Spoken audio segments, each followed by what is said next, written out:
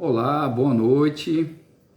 E aí, gente, começando nossa live de segunda-feira pragmática e hoje falando de um tema bem bacana, bem importante na psicoterapia de orientação analítico-comportamental. Então, só para avisar, enquanto o pessoal está entrando aí, esse vídeo vai ficar disponível no nosso canal do YouTube, tá? Que é o canal da Pragmática Psicoterapia e Cursos. E aí, se você tiver interesse, se inscreva no canal. E também, se gostar, curtir o vídeo, e compartilhar. Ele também vai para o nosso Rios. Oi, Beatriz, oi, Irã, oi, Eros. Bem-vindos, bem-vindas. Então, ele também vai estar disponível no nosso Rios, do Instagram da Pragmática Psicoterapia e Cursos. E aí, bem, a ideia é que seja bem interativa essa live, que vocês possam participar e tirar suas dúvidas, fazer comentários desse tema que é muito importante quando a gente fala de psicoterapia de orientação analítico-comportamental, analítica comportamental. Então vamos direto ao assunto, tá?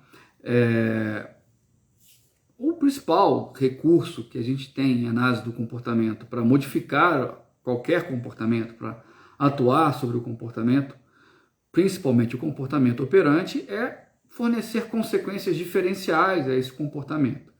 É reforçar algumas classes de respostas e não reforçar outras classes de respostas.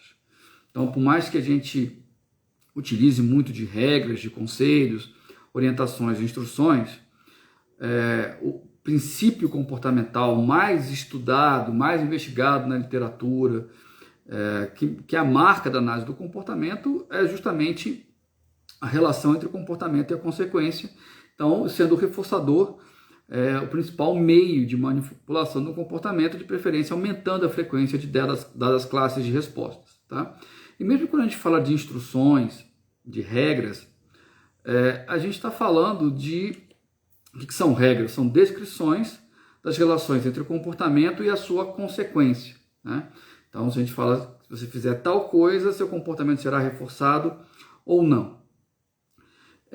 Então, mesmo quando a gente fala de controle instrucional, a gente está falando de uma relação entre o comportamento e a consequência. Só que ao invés de a gente esperar o comportamento ocorrer para prover consequências ou para que ele entre em contato com as suas consequências, nós vamos falar sobre essas relações previamente para um dado ouvinte.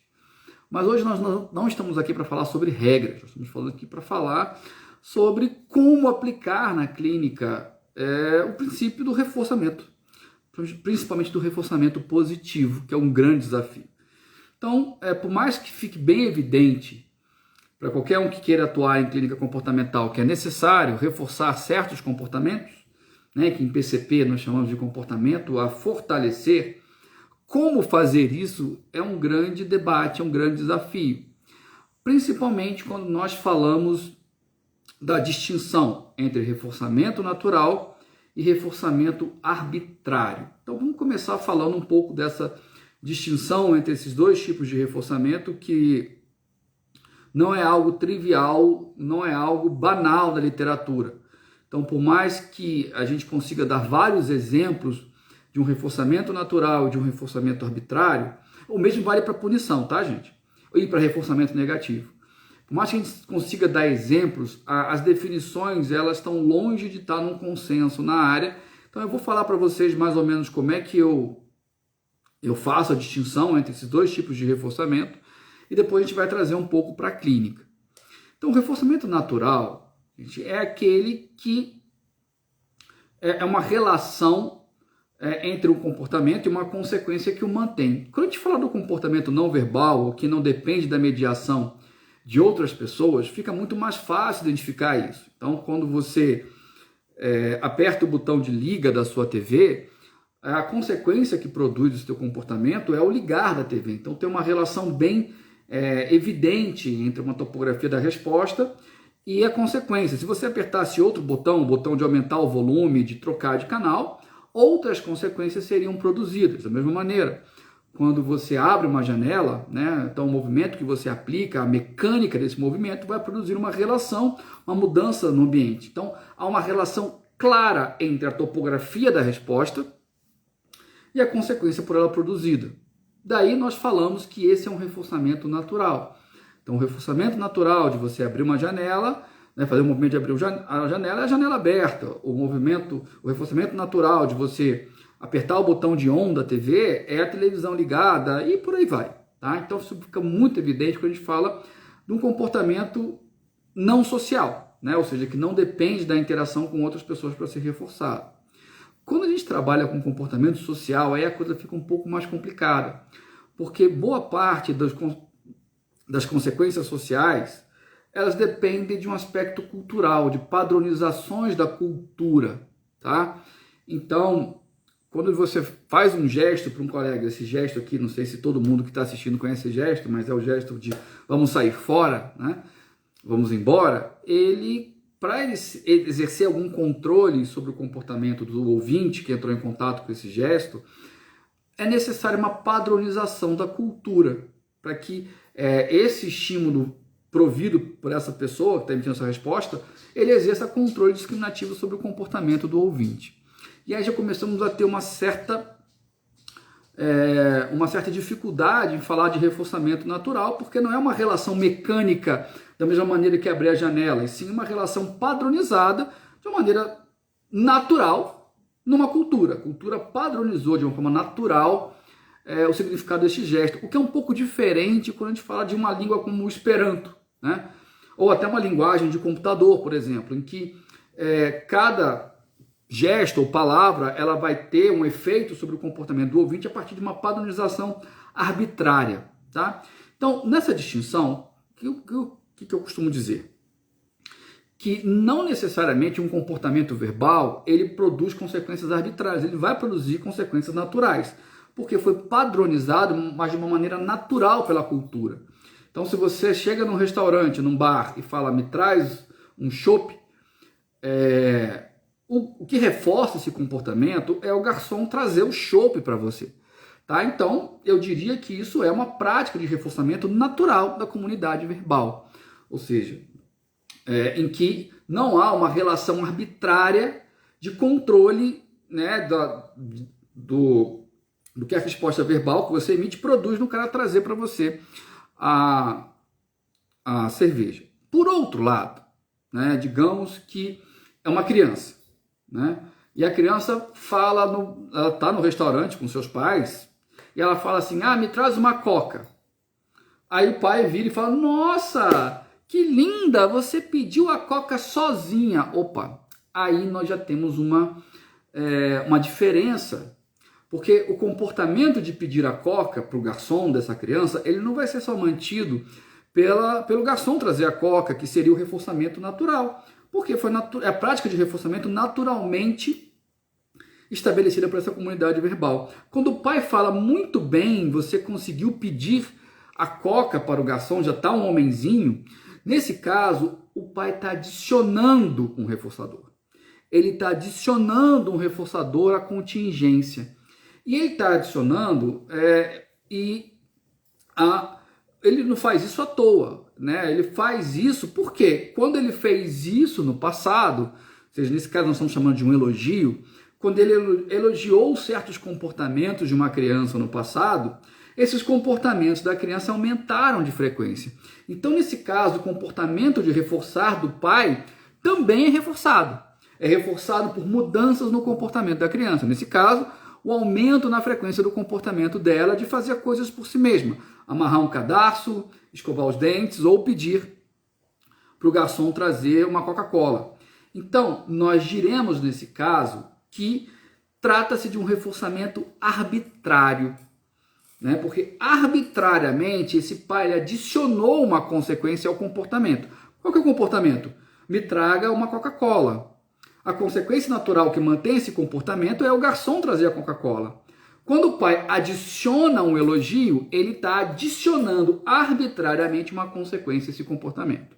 Para ficar mais claro, nós vamos dizer que o pai está atuando como um agente controlador, que é aquele indivíduo que tem o poder de manipular contingências.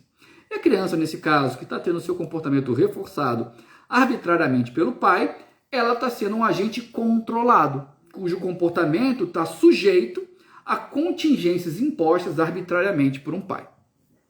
Se nós pensarmos em crianças com desenvolvimento atípico, principalmente quando se aplica o método ABA em autistas, é muito comum o uso de reforçamento arbitrário.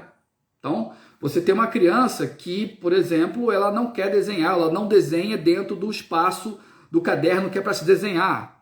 Então, quando o terapeuta vê que ela, uma vez, faz o desenho dentro do quadrado, ele fala, ah, que linda, você fez o desenho dentro do quadrado, ou ganha uma ficha. Na realidade, as fichinhas, né, que são o exemplo clássico do reforçamento arbitrário, daquele procedimento de economia de fichas, ele é a aplicação pura do reforçamento arbitrário. Então, quando você pega uma criança e você dá uma fichinha para ela quando ela escova os dentes, e ela vai poder trocar essa ficha por algum outro benefício, será mais tempo de acesso ao tablet ou uma guloseima, alguma coisa assim, você está provendo um reforçamento arbitrário para o comportamento de escovar os dentes. Notem que o comportamento de escovar os dentes ele é mantido naturalmente por evitar cáries, mau hálito, gengivite e coisas do gênero.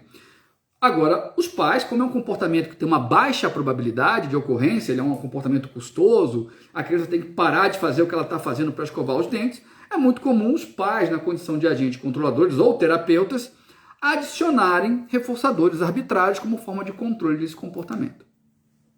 Quando a gente está falando de uma educação, principalmente quando a gente fala de crianças que estão em terapia ou em desenvolvimento atípico, você utilizar reforçamentos arbitrários como forma de intervenção é muito importante e muito útil, porque como consequências são muito atrasadas para muitos dos comportamentos, como por exemplo escovar os dentes, o reforçamento arbitrário ele pode garantir que esse comportamento ele comece a acontecer e evite a entrada em contato com estímulos aversivos, como gares e coisas do gênero. Mesma coisa, a criança vestir um casaco antes de sair de casa e por aí vai. Então, quando a gente fala de uma terapia infantil, o uso de reforçamento arbitrário ele não é tão problemático justamente por isso, porque vai demorar muito para as consequências naturais começarem a exercer controle sobre o comportamento dessa criança, desse aprendiz. E aí o reforçamento arbitrário ele vai ser útil. Todavia, isso ficarem bem atentos, tanto na sua prática, né, se vocês atenderem crianças ou trabalharem com desenvolvimento atípico, ou se vocês forem pais mesmo, ter alguma espécie de planejamento nessa intervenção para que haja uma transição do controle do comportamento por reforçamento arbitrário para reforçamento natural. Justamente porque senão essa criança vai ficar sempre dependente aí desse reforçamento arbitrário. Isso é uma coisa muito interessante, né? É muito comum vocês ouvirem titias falarem assim, não, porque comigo ele me obedece, né? E com os pais a criança não obedece. Mas por que ele obedece? Porque essa titia, quando essa criança faz o que ela quer, ela apresenta algum reforçamento arbitrário. O mesmo não acontece com os pais, por exemplo. Então, obviamente, essa tia está usando um reforçamento arbitrário para controlar o comportamento do sobrinho, da sobrinha, e esse reforçamento arbitrário não está sendo apresentado pelos pais. O que vai acabar acontecendo, gente? Controle discriminativo.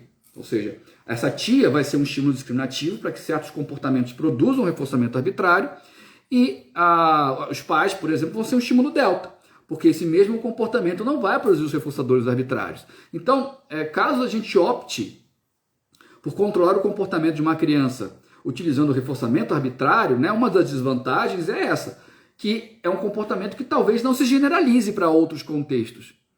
Tá? E então um bom programa, uma boa intervenção, ela tem que prever passos que permitam a transição do controle de um reforçamento arbitrário para um reforçamento natural. Agora vamos falar um pouco mais da minha praia. Antes de eu falar um pouco mais da minha praia, só lembrando, esse vídeo vai estar disponível no nosso canal do YouTube. Então, por favor, se inscrevam lá no nosso canal, que lá tem um bando de vídeo bacana sobre temas de análise do comportamento que vale a pena dar uma conferida. Então deixe seu like lá também, que vai ser bem bacana, vai ajudar a gente também aqui no Instagram, se vocês gostarem desse vídeo, quando ele estiver disponível lá no Reels. Mas voltando falando da minha praia, que é a terapia individual de adultos. Tá? E aí, se é complicado você utilizar reforçamento arbitrário com crianças, com adultos isso fica particularmente difícil. Vamos começar por uma razão bem simples.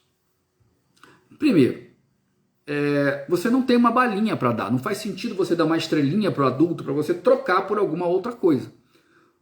Enfim, como você fez o que eu queria, eu vou te dar R$10 de desconto nessa sessão. Não faz sentido nenhum você fazer um troço desse. Então, o que acaba acontecendo, né, em que se constitui os reforçadores arbitrários que os terapeutas emitem? Congratulações, elogios. Nossa, fico feliz que você conseguiu fazer isso. Nossa, você viu como é que você está evoluindo? Olha, você está se repriorizando, você está se amando mais. Fico contente que você passe a fazer essas coisas. Nesse caso, ou mesmo parabéns, ou muito bem, é isso aí. Então, quando o terapeuta faz isso, ele está reforçando arbitrariamente os comportamentos dos seus terapeutizandos.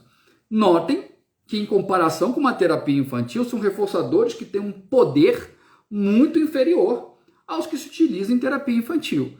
Mas ainda assim o terapeuta utiliza esse tipo de reforçamento, que na realidade ele é um reforçamento arbitrário, porque nesse caso, gente, o terapeuta ele é um agente controlador e ele está apresentando essa consequência a algum comportamento do seu terapeutizando simplesmente para tornar esse comportamento mais provável. É isso que está controlando o comportamento do terapeutizando. O problema é que isso pode trazer alguns efeitos colaterais, como nós vamos falar daqui a pouco.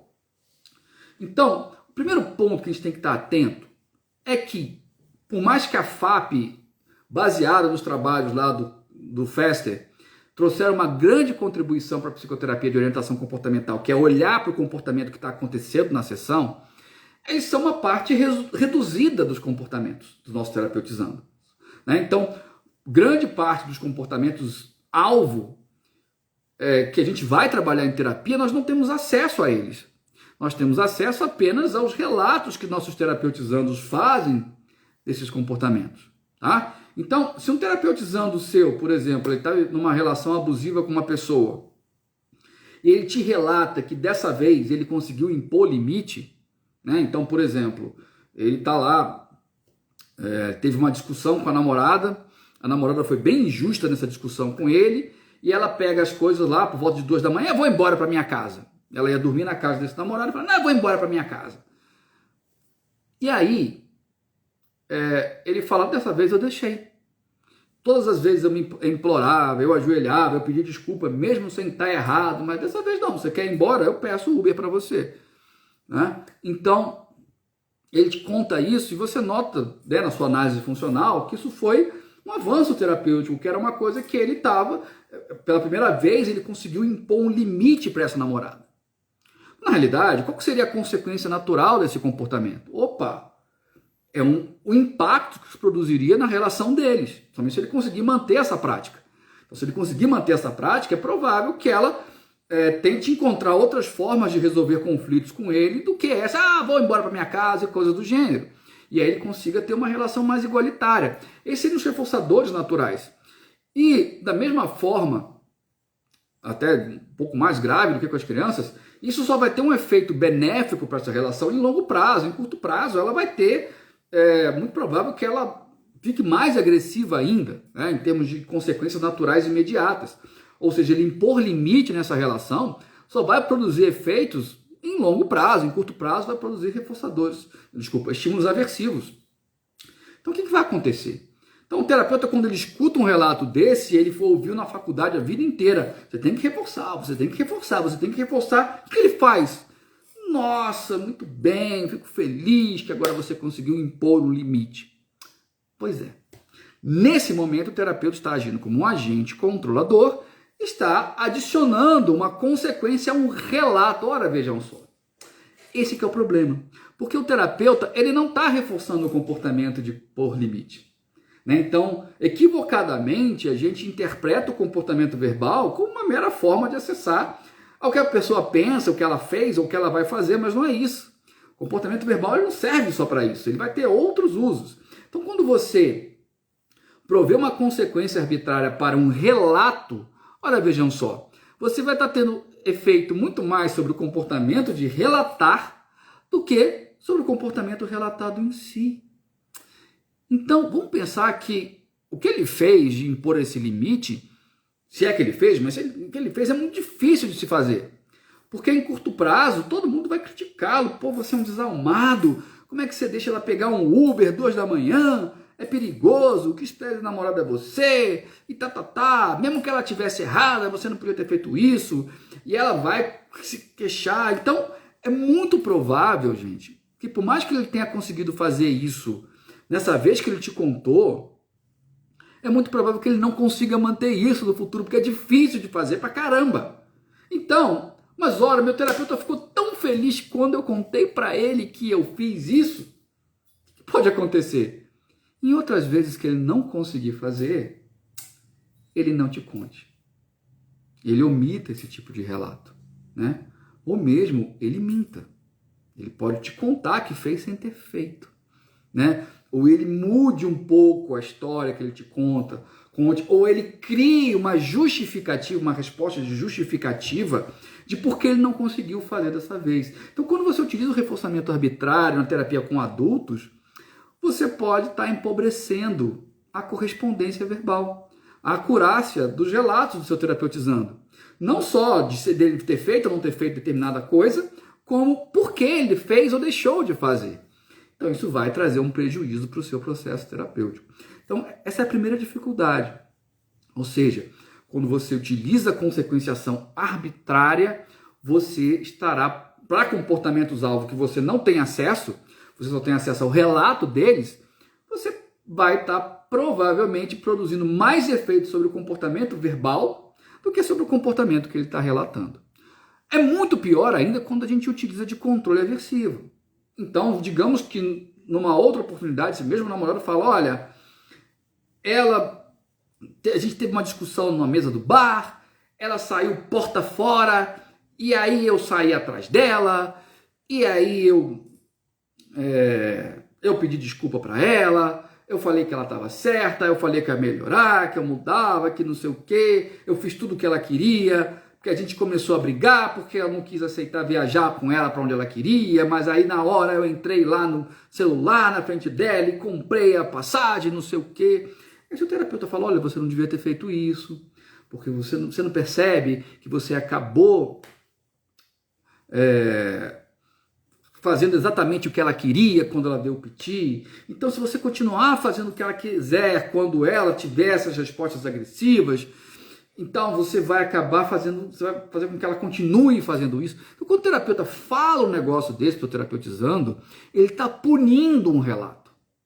Mais uma vez, a punição, ele não vai punir o comportamento em si de comprar a passagem para ela ali naquele momento em que ela está muito brava. De fato, a distância temporal entre ele ter comprado e ter cedido ao que ela queria quando ela brigou é muito longa. Essa consequência é muito mais próxima temporalmente sobre o comportamento em si de relatar que fez isso. Nesse caso, ou seja, quando coisas parecidas acontecerem no futuro, é improvável que ele conte para o terapeuta, ou que ele justifique por que fez.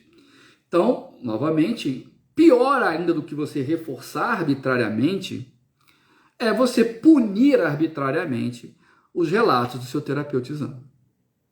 E ainda que você não esteja consequenciando comportamentos que você só teve acesso aos relatos, e sim aos comportamentos que acontecem na sessão. Então, no exemplo clássico, né, você tem um terapeutizando lá que fica emitindo mandos de... Não, vou dar um exemplo melhor.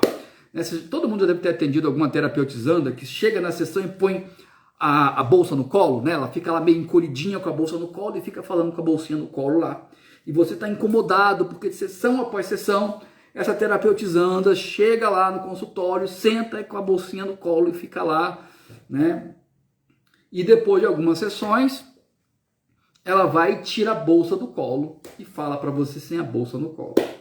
Então, esse é um comportamento, diferentemente do comportamento do namorado, que eu dei aqui o exemplo agora, né? De que ele cedeu para a namorada, ou melhor, ele impôs limite, né?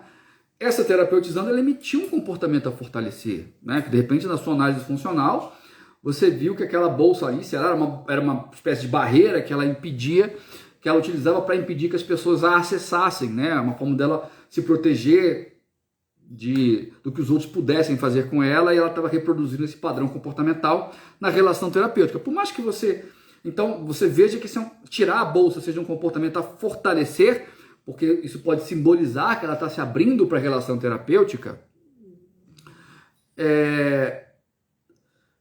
Então, um comportamento que você observa, a gente chama em PCP de comportamento-alvo emitido, talvez em FAP, terapeutas da FAP chamassem em CCR2, ou comportamento clinicamente relevante 2.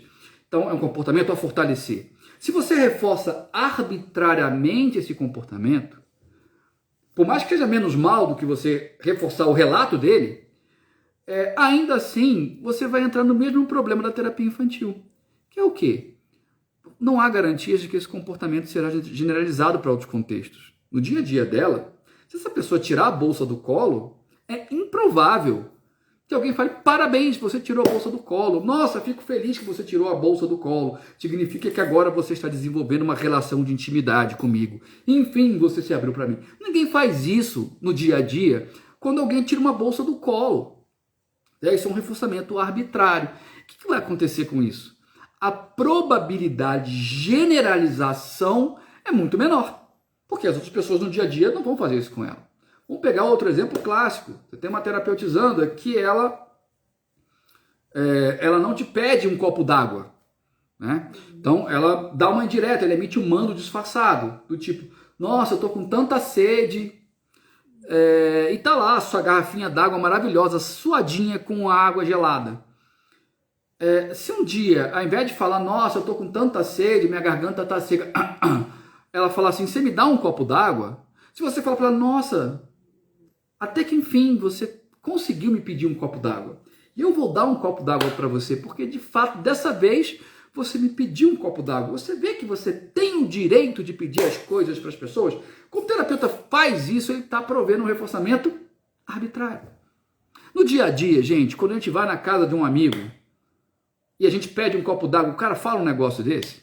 Fala, parabéns, você pediu um copo d'água, enfim, você pediu um copo d'água? Ora, claro que não.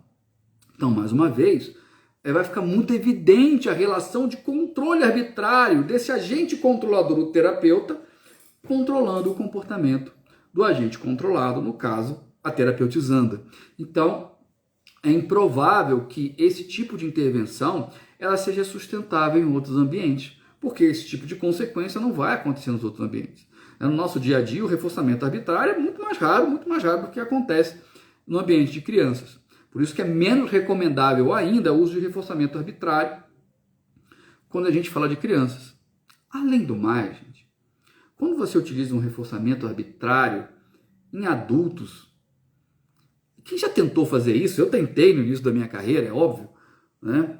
Faz muito mais tempo do que eu gostaria, mas quando lá inícios dos anos 2000, né, sei lá, 98, que meus primeiros atendimentos que eu utilizava um reforçamento arbitrário, sempre dava uma sensação meio esquisita, né, do terapeutizando olhar para vocês assim, esse cara tá me tratando como criança? Né? Será que ele tá querendo me manipular? Né? E essa sensação que passa, é isso que está acontecendo mesmo quando você utiliza o reforçamento arbitrário, é bem evidente que você está tentando sim manipular de maneira bem conspícua, bem evidente, até tacanha, o comportamento do seu terapeutizando. E muitos terapeutizandos vão sacar isso. Né? Isso pode ter um efeito, sim, deletério para a relação terapêutica. Em que ele, esse cara quer que eu seja do jeito que ele quer, né? Tá me tratando que nem criança. Né? Então, essa é uma problemática do uso de reforçamento arbitrário. Então, tem dois autores que eu gosto muito, que falam bastante sobre esse tema, que é o Israel Golddiamond, eu sempre cito desses autores, e o Fester, né, o Charles Fester. Aí no canal do YouTube, eu vou colocar lá na descrição do vídeo as referências desses dois textos, desses autores, para vocês darem uma olhada, que vale muito a pena vocês verem as discussões que eles fazem acerca dos reforçamentos arbitrários e reforçamentos naturais. Tá? Então, mas aí vocês estão se perguntando, mas pô, Guto, essa PCP é um saco, né? Essa psicoterapia comportamental pragmática é um saco, porque, sabe, você recomenda não emitir regras, você recomenda não emitir, usar controle aversivo, você recomenda não usar reforçamento arbitrário.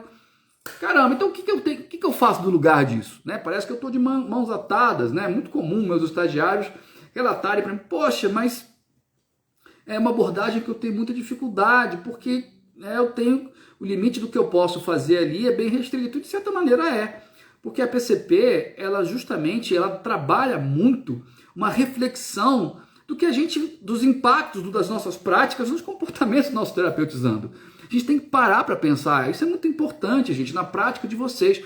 Parem para pensar e refletir que efeito produzirá no comportamento de vocês aquilo que você está fazendo.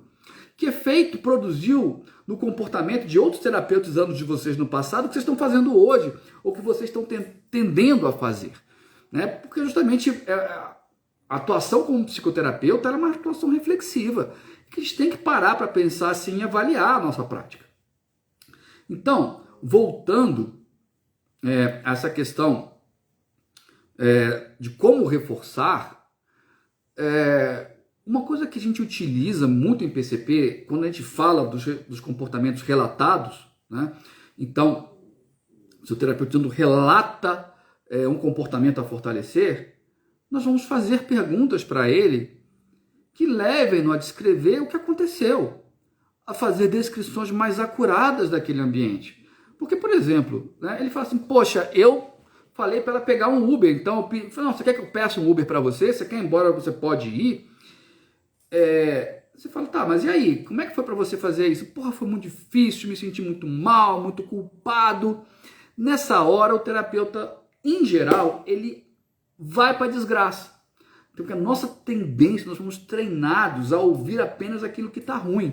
Então, a nossa tendência é fazer o quê, gente? Perguntar para ele, mas me fale dessa culpa. Como é que você lidou com essa culpa? O que ela te falou? Então, nesse momento, você está fazendo perguntas que estão levando esse terapeutizando a relatar os estímulos aversivos que ele entrou em contato ao emitir um comportamento a fortalecer. Em outras palavras, ele vai prestar mais atenção no que deu errado. Ou seja, eu fiz o que eu deveria ter feito, um monte de coisa deu errado em curto prazo, e meu terapeuta está me fazendo olhar para o que deu errado. Ora, qual é o efeito disso sobre o comportamento? É muito provável que esse cara pare de se comportar, que ele pare de fazer isso, porque o que ele vai lembrar dessa história? Ele vai lembrar dessa história que eu peitei a minha namorada, falei que ela podia ir embora para casa, pedi o Uber para ela, e ela me chamou de desalmado, falou que eu não gostava dela, me criticou e me senti culpado. Então é isso que ele vai lembrar. Em PCP não. Em PCP, a nossa ideia é fazer com que esse terapeutizando preste atenção no que deu certo. Né? Então, nós vamos perguntar para ele o que você... que bom, Débora, que você gostou. Então, o que ele conseguiu, o que significou ele ter conseguido dizer não para ela naquele momento. Sabe, se ele conseguir manter isso em longo prazo, que efeito será que isso produzirá na relação dele? Então vamos fazer perguntas sobre isso. O que será que teria acontecido se ele tivesse cedido? Como é que ele se sentiu depois das outras vezes que ele cedeu? Né? Justamente para ele comparar e ele começar a perceber como, ao operar de uma maneira diferente no ambiente dele, isso pode produzir resultados diferentes no ambiente dele. Tá? Da mesma maneira, ao invés de eu criticá-lo porque ele acabou comprando a passagem para ela, junto com ela, lá naquele momento que ela estava brigando com ele na mesa do bar, eu vou perguntar para ele aí, como é que você se sentiu tendo comprado essa passagem? Como é que vai ser para você viajar para um lugar que você não quer? O que você acabou ensinando para ela quando você cedeu? Então você vai fazer perguntas para ele que levem-no a descrever os estímulos aversivos que ele entrou em contato ao emitir um comportamento a enfraquecer. Então, a ideia em PCP, gente, não é você prover as consequências, é você sair desse lugar de agente controlador e permitir que as contingências controlem de uma maneira mais precisa o comportamento do nosso terapeutizando. Porque o jogo da temporalidade entre o comportamento e as consequências vai acabar a fazer com que o comportamento dos nossos terapeutizandos fiquem sob o controle de consequências imediatas de menor magnitude e menos sob o controle de consequências atrasadas de maior magnitude. Ou seja, quando ele cede, nesses exemplos que eu estou trazendo desse namorado, o comportamento dele está sob o controle de consequências imediatas. Por outro lado, vai produzir consequências de maior magnitude em longo prazo. E nós, terapeutas, temos que garantir que elas passem a exercer mais controle sobre o comportamento dele do que sobre as consequências imediatas. Então, quando ele cede para uma namorada desse jeito, ele está tornando a relação dele, está mantendo a relação. Já vou responder essa pergunta, tá, Dan? Então, ele tende a manter esse padrão comportamental da terapeutizando. Nájila, vai sim, vai ficar no Reels e no nosso canal do YouTube. Então ele está mantendo esse comportamento dela, que tem consequências aversivas em longo prazo, em relação a esse comportamento. Mas ele já está entrando em contato com ela, né? Porque ele já está entrando em contato com essas explosões dessa namorada imediatamente.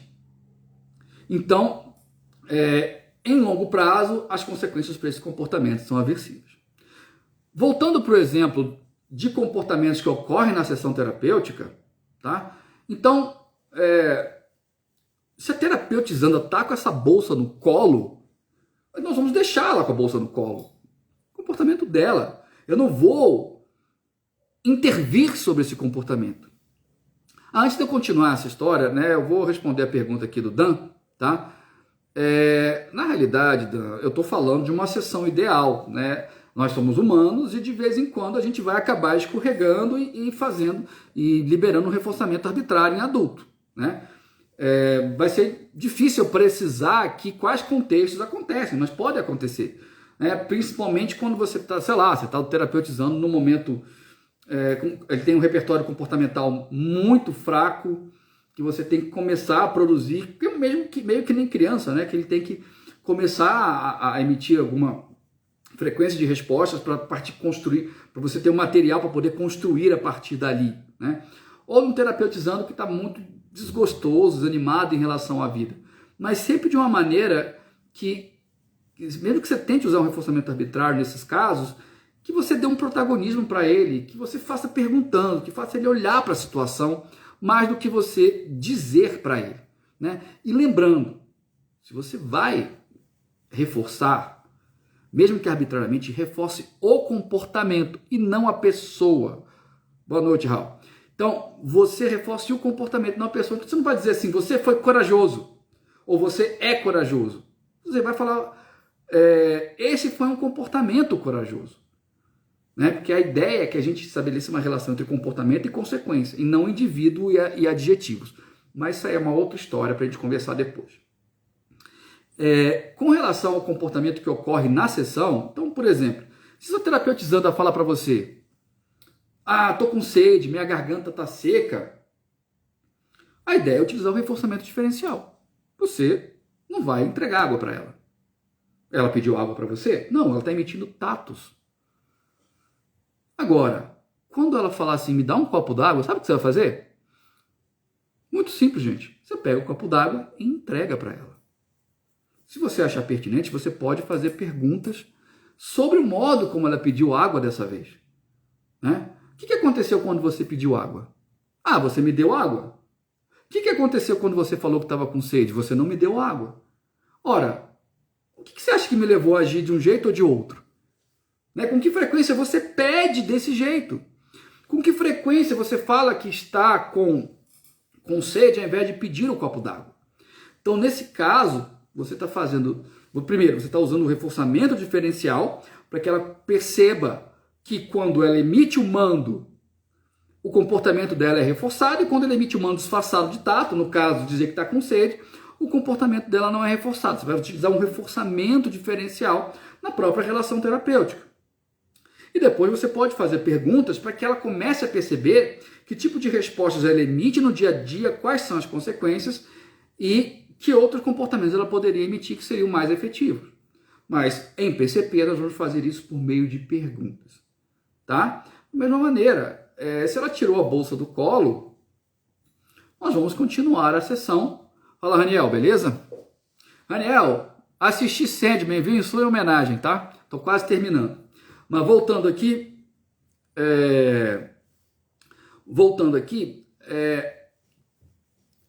no caso dela tirar a bolsa, você vai perguntar para ela, o que você está sentindo agora?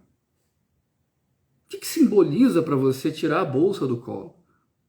Né? E aí, para ela própria descrever o que ela está pensando, o que ela está sentindo, e o que simboliza tirar a bolsa do colo, sem você fazer isso por ela. Deixa eu ler a pergunta aqui do Hall.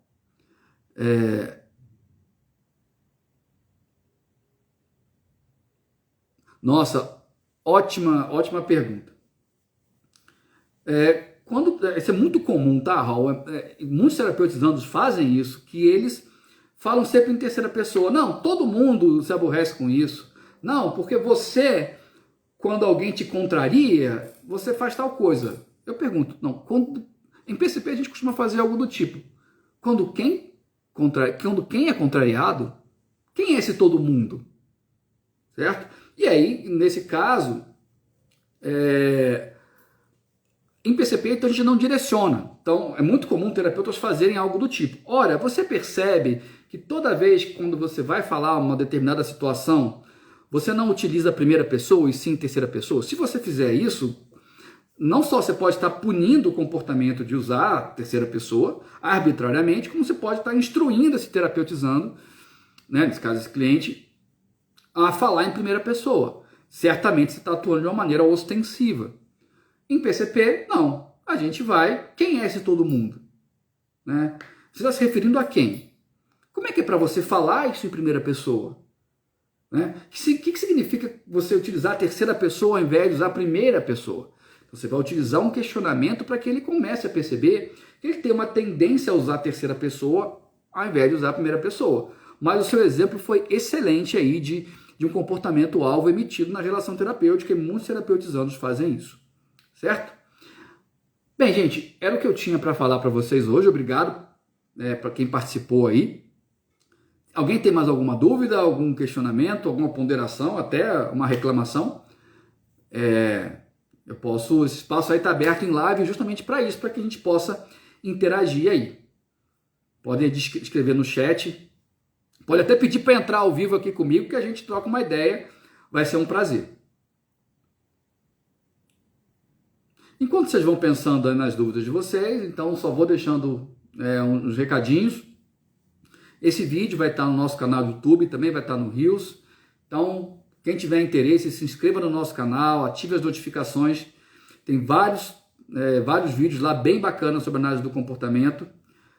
Obrigado, Lívia. Disponíveis lá para você, falando de vários temas de psicoterapia. Para quem tiver interesse, tem entrevistas bem legais com Denis Emiliani, né, com Adriano Facioli, tem uma live minha com o Márcio Borges Moreira falando aqui sobre os princípios básicos de análise do comportamento. Então, vocês podem dar uma passeada lá para ver os nossos conteúdos. No final do mês vão começar 2 grupos de estudos bem legais também sobre... Ótimo, Débora, a ideia é essa, que vocês reflitam sobre as intervenções de vocês. A gente vai ter 2 grupos de estudos bem legais, um sobre PCP e um sobre análises funcionais, com uma pessoa muito competente, que é a Ana Flávia Hoskin, né, uma colaboradora da nossa clínica, já conduziu vários grupos de estudos bem sucedidos. Então, vale a pena, sai bem barato participar do grupo de estudos. Dê uma olhadinha lá. Em breve a gente vai estar... Eu vou divulgar no nosso Instagram esses 2 grupos de estudos aí, como é que vocês fazem para vocês participarem. As inscrições já estão no nosso bio, tá? Tem um Linktree lá. Vocês podem clicar e se inscrever, certo? Beleza, que bom, Eros. Né? Segunda que vem. Se vocês tiverem sugestões de temas também, podem escrever aqui, mandar no direct. Vai ver que tem uma coisa que vocês sempre quiseram perguntar para os professores de vocês de análise do comportamento, de análise comportamental clínica. E, enfim, podem sugerir temas aqui ou no direct do nosso Instagram, que vocês podem nos ajudar aí a pensar em temas para as próximas lives de segunda-feira. E eu estou querendo criar isso um hábito, né, de toda segunda-feira a gente gastar um tempinho aí batendo um papo bacana sobre temas de análise do comportamento aplicado à clínica. Beleza, moçada? Foi um prazer estar com vocês mais uma vez nessa segunda-feira. Um grande abraço e que a força esteja com vocês.